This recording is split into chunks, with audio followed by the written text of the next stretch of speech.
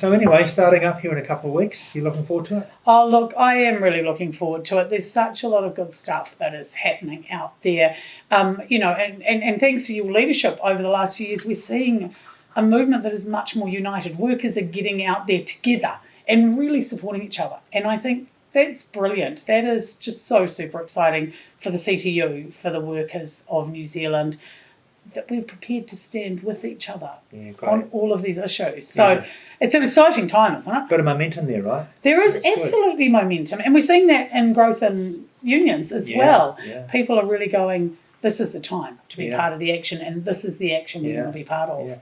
And thinking about where you come from and what you'll bring to this, what are you thinking that people can expect to see from you?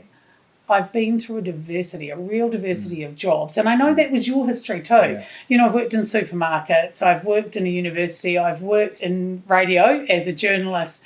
And that background, that real breadth, lets you see the world very differently. I grew up in rural New Zealand. I know what it's like to be a little rural kid from a tiny town. Yeah. And I think that helps you look out and go, actually, this is not good for New Zealanders at the moment where we're headed. We actually have to turn this country around together. Yeah, totally. And if you think about kind of the barriers we've got, what we're trying to achieve and what stands in our way, what comes to mind? I think the biggest barrier at the moment is this country is going in the wrong direction. We've seen 4 decades of heading in the wrong direction, but we're spiralling downwards. We have to stand strong and firm and continue saying, this is the wrong direction. This government is making a choice.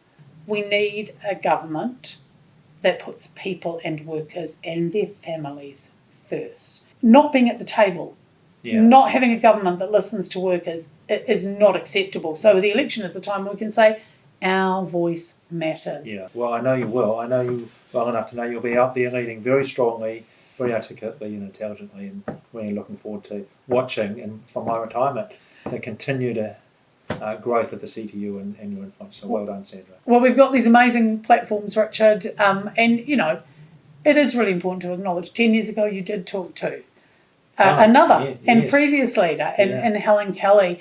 The daunting part of this role, but also the great privilege of this role is standing on the shoulders of giants who've come before you. Yeah.